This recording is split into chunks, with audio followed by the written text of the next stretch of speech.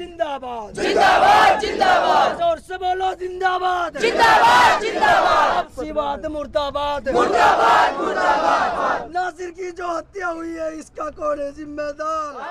वो घटना बहुत ही दुर्भाग्यपूर्ण है जो हमने सोशल मीडिया से पता लगा है। जो भी व्यक्ति हो उनके खिलाफ सख्त से सख्त कार्रवाई की जाए। दिल्ली से सटे हरियाणा के मानेसर गांव में गोरक्षक मोनू मानेसर का घर। जुनैद और नासिर की हत्या के आरोप में जहां पुलिस को मोनू की तलाश है, अखबारों, टीवी, सोशल मीडिया पर उनकी बंदूक लिए तस्वीरें दिख रही हैं। परिवार के मुताबिक उन्होंने मोनू को कई दिनों से नहीं देखा और मोनू के पास सभी हथियार लाइसेंसी हैं। अगर अपनी माँ की अगर सेवा की जाए तो वो गैंगस्टर हो जाएगा। अब ये वोटों की राजनीति चल रही है, ये राजनीति के अंदर इनको घसीटा जा रहा है। गो तस्करी को रोकने के लिए हरियाणा में गोरक्षक और पुलिस नजदीकी से काम करते रहे हैं और आज की स्थिति से परिवार में रोष है। अगर इनको रोकना था तो सरकार ने पहले ही मतलब इनको कह देना था भाई तुम बीच में मत आओ, तो इनको आगे लेके काम करवाया और अब कह रहे हैं कि मतलब तुम गलत कर रहे हो। अब इनके ऊपर सवाल उठाए जा रहे हैं, ये तो गलत बात है ना। जुनैद और जो मरे हैं हमें भी दुख है, तो बाकी उनको तो ये जानते भी नहीं है, तो ये मोनू को तो टारगेट बनाया जा रहा है। परिवार के मुताबिक कॉलेज के जमाने में ही मोनू का झुकाव गो सेवा की ओर हुआ। मोनू मानेसर सहित गोरक्षकों पर मारपीट, हिंसा आदि के आरोप लगातार लगते रहे हैं। मोनू मानेसर की बीबीसी से यह बातचीत कुछ दिन पुरानी है। आज से करीब 500 हजारों गाड़ियां पकड़ रखी है, हजारों तस्कर पकड़ रहे हैं, किसी को हमने मारा नहीं। तो हमारा काम पीटने का नहीं है। हाँ, हमारी धर्म से हमारी भावना जुड़ी है और हमारी गौ माता से जुड़ी है। हमारे धर्म पे हाथ होता तो हमें दुख होता है। नजदीक ही इस गौशाला में करीब 1500 गायें रहती हैं। यहाँ का खर्च ज्यादातर डोनेशन पर चलता है। लोग पैसा, गुड़, अनाज दान में दे जाते हैं। यहाँ लोग आवारा गायों से परेशानी की बात तो करते हैं, लेकिन गोरक्षकों की तारीफ करते नहीं थकते। बहुत राहत मिल रही है। ये 8-7 साल पहले तो गो तस्करी ज़्यादा ही थी। गायों को दिन में भर ले जाते, जहाँ कोई सुनसान मतलब ऐसा एरिया है ना, जंगल टाइप सा, वहाँ गाय बैठी रहे जंगल में, रोड पे आगे बैठ जाए, और रात को तो कहीं से भर लेते थे, गांव में से भर लेते थे। लेकिन अब 8-7 साल से मोनू को तो दबदबो काफ़ी होगो। अब हमारे इलाके में ये काफ़ी कम होगी ये घटनाएं। यहाँ आसपास कई लोग गोरक्षक विक्रांत यादव को याद करते हैं। 25 साल हो गए। करीब 10 साल पहले 4 बहनों के अकेले भाई विक्रांत की मृत्यु हो गई थी।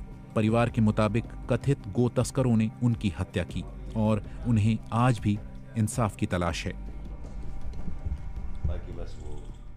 जिस दिन उसका जन्मदिन था वो यहाँ से चला गया भाई, वहाँ जाए के ना ये मुठभेड़ पर हो ही गई पटुद्दी के पास। तो ऐसा ये भाई जब चोट चाट लगी, जब भाई कन गाड़ी मोटरसाइकिल आ गई, मेरे कन फोन आ गया था, फिर हम गए तो वो हो ही लिया था। क्या हुआ था? किसी ने चोट मारी यहाँ सर में, राड यहाँ। इस मामले से जुड़े एक वकील ने बताया कि 3 लोगों को निचली अदालत ने बरी कर दिया, जबकि एक चौथे व्यक्ति पर मुकदमा चल रहा है। विक्रांत के परिवार ने बताया कि उन्होंने हाई कोर्ट का दरवाजा खटखटाया है। बातचीत में स्थानीय लोग नाराज दिखे कि तमाम कोशिशों के बावजूद आज भी गाय की तस्करी, हत्या जारी है और वो मेवात की ओर इशारा करते हैं। मेवात यानी हरियाणा, राजस्थान और उत्तर प्रदेश के इलाकों को जोड़कर बना क्षेत्र जो मुस्लिम बहुल है। फांसी दो, फांसी दो, नासिर के हत्यारों को फांसी दो, फांसी दो, नासिर के हत्यारों को फांसी दो, फांसी दो, वारिस के हत्यारों को फांसी दो। नासिर और जुनैद की हत्या पर नाराज लोगों ने कई प्रदर्शन किए हैं। हम चाहते हैं ये जितने भी अखलाक, बेल, कार्तिक, जुनैद, नासिर, पहलू, आसिफ, रकबर, इस सिलसिले को रोकना चाहते हैं। इस पर हम फुल स्टॉप लगाना चाहते हैं। हम चाहते हैं पार्लियामेंट में और देश की अलग अलग विधानसभाओं में ऐसे सख्त से सख्त कानून पारित हों, दरिंदों को तुरंत सजा मिले और इस तरह के अपराध करने की कोई हिमाकत ना करे। तो पुलिस से अगर वो गो तस्कर थे तो सर उस दिन से क्यों नहीं पकड़ा पुलिस ने? अभी तक किसी ने भी उनमें से हवालात नहीं देखा दोनों में से। और सर अगर कोई आदमी मुजरिम है तो क्या उसको बजरंग दल ही सज़ा सुनाएगा? तो कोर्ट कचहरी बंद कर देनी चाहिए।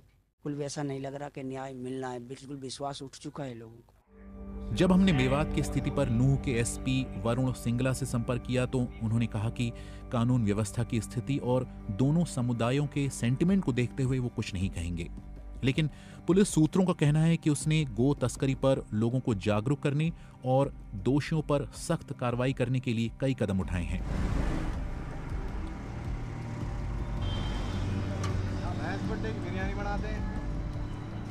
हम इस वक्त नूह ज़िले का जो घसेड़ा गांव है वहां पर हैं, जो अपनी बिरयानी के लिए मशहूर है। बहुत सारे लोग यहां पर बिरयानी बेचते हैं। ये बताइए कि गो हत्या या फिर जुनैद का जो पूरा मामला चल रहा है, इस पर क्या कहेंगे आप?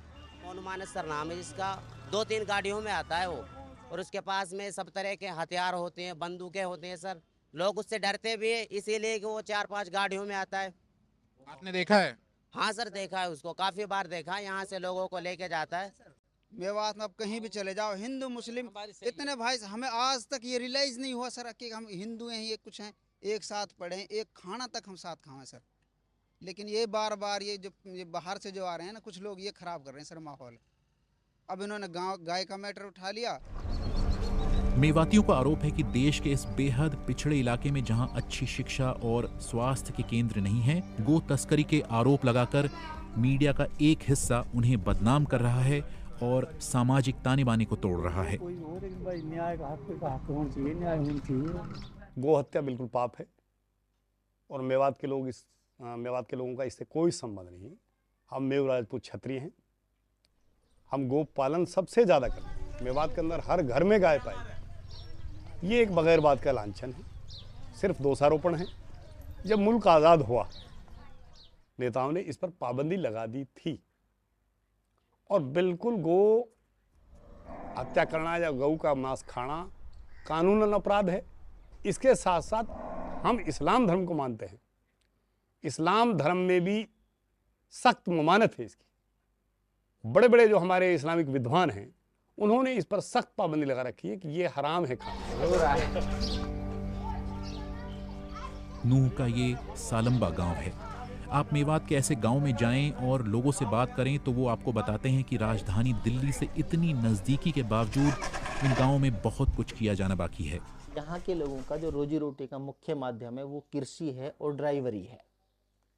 अब यहाँ के जो ड्राइवर हैं उनके लाइसेंसों के नवीनीकरण ना होने की वजह से, रिन्यू ना होने की वजह से 40,000 से ज़्यादा ड्राइवर घर बैठ गए, बेरोजगार हो गए। तो इस मामले में जो लिप्त लोग हैं मेवात के, वो या तो नशेड़ी टाइप के लोग हैं, नशा करते हैं या जुआ करते हैं, वो अपनी उन ज़रूरतों को पूरा करने के लिए इस काम में लिप्त हैं। जैसे मेरा गाँव है सलम्बा, इसमें 3300 कुछ वोट हैं, इसमें 1 या 2 आदमी इस काम में लिप्त हो सकते हैं, बाकी पूरा गांव इस काम को नहीं करता है। लेकिन इसके बावजूद नूह की इस डिस्ट्रिक्ट एंड सेशंस कोर्ट में गाय की तस्करी से जुड़े केसों की भरमार है। वकील ताहिर हुसैन देवला कम से कम 250 ऐसे मामले देख रहे हैं। ये जो ट्रांसपोर्टेशन के केसेज हैं, काउ ट्रांसपोर्टेशन के, उनमें हिंदू भी हैं और मुस्लिम भी हैं। लेकिन जो काउ स्लॉटरिंग के जो केसेज हैं उनमें तकरीबन मुस्लिम।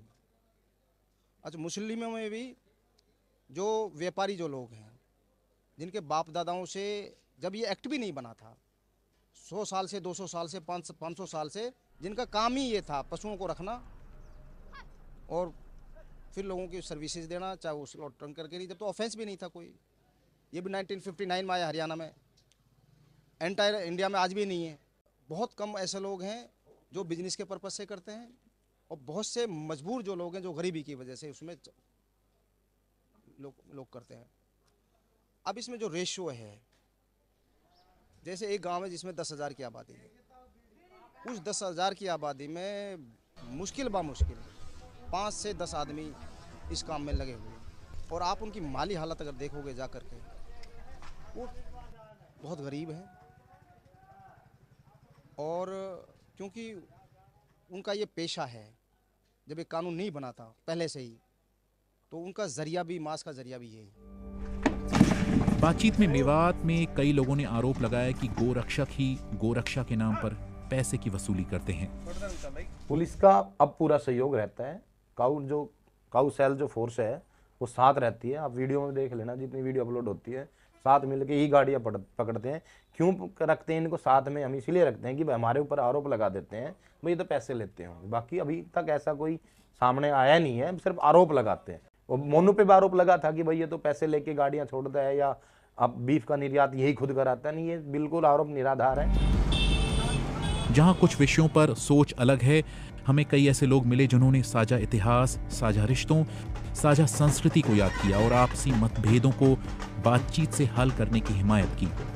इन भावनाओं के कार्यान्वयन पर सभी की निगाहें होंगी। विनीत खरे, BBC, मेवात।